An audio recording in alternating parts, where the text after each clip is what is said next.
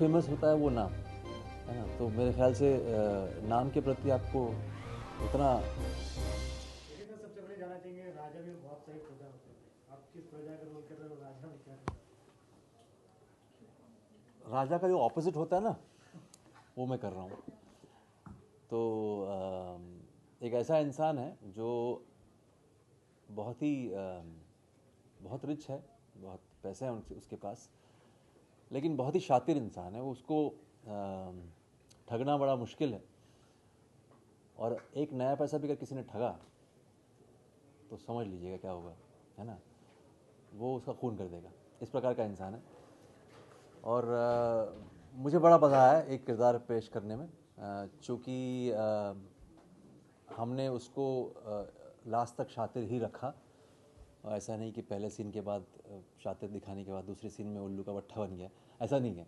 तो वो काफ़ी कुछ हमने उसको बरकरार रखा है। और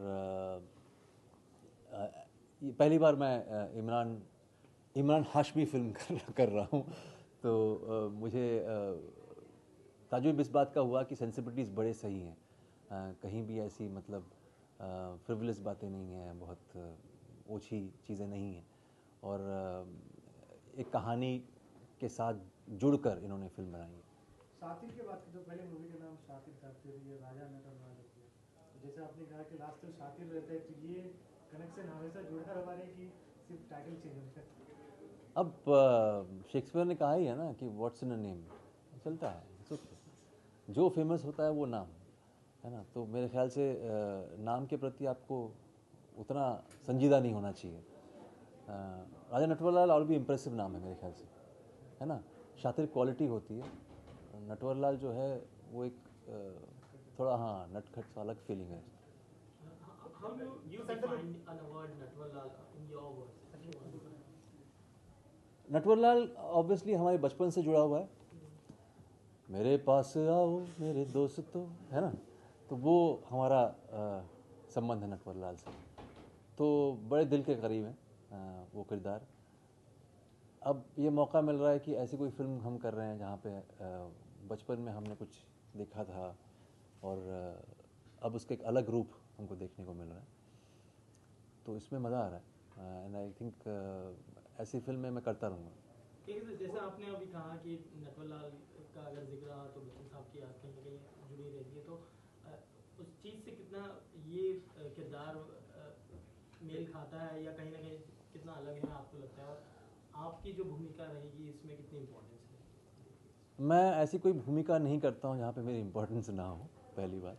जी वो तो हाँ, और दूसरी ऐसी है कि जहाँ तक नटवरलाल का सवाल है, एक नाम के अलग अलग इंसान हो सकते हैं।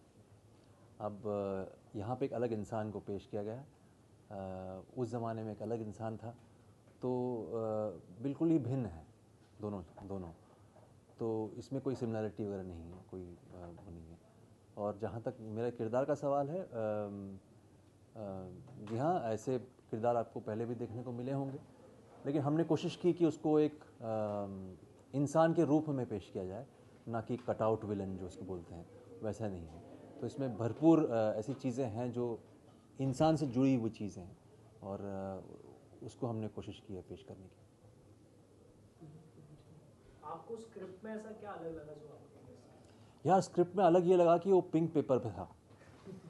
पता है, वो अलग, मुझे नॉर्मली वाइट शीट पे मिलता है स्क्रिप्ट, तो इस बार पिंक पेपर पे दिया उन्होंने, तो मुझे अलग लगा स्क्रिप्ट। ऐसा है ना कि स्क्रिप्ट में क्या अलग लगा ये बयां करना बड़ा मुश्किल है, क्योंकि ये बहुत ही एक सब्जेक्टिव चीज़ है। इसको आप ऑब्जेक्टिवली देख नहीं सकते।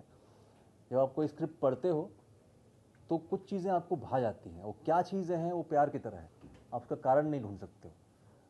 तो उसी तरह से आप जब कुछ पढ़ते हो तो आप उस कॉन्टेक्स्ट में देखते हो उस चीज़ को। मैं आइडियलिज्म में बिलीव नहीं करता। मैं ये बिलीव नहीं करता कि अरे मैं तो ऐसा हूँ तो मैं वो छूँगा नहीं। ऐसा नहीं है मेरे अंदर। मैं कॉन्टेक्स्ट देखता हूँ, हर चीज़ का अपना कॉन्टेक्स्ट होता है। तो उस कॉन्टेक्स्ट में आप उस चीज़ को देखते हो, आपको वो चीज़ अच्छी लगती है, और क्यों अच्छी लगती है वो आप खुद को बयान करना बड़ा मुश्किल है। तो आप उस चीज़ को अटेम्प्ट कर लेते हो। तो मेरा भी वही प्रोसेस रहा। अब किरदार भी ऐसे हैं कि लोग बोलते हैं हम किरदार नहीं चुनते हैं।